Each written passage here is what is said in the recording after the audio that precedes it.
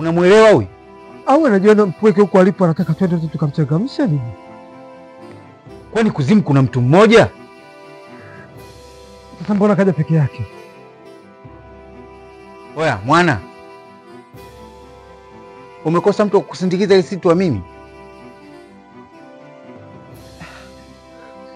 Yaani bora hata angekuja na marembo make mdogo. Kapata chance kama hii alafu anaichezea. Alafu Bujo, huyu mbona kama mtu kweli huyu? Au kibwana hajafa kaamua kutuchezea mchezo? Hebu ngoja kwanza nihakikishe.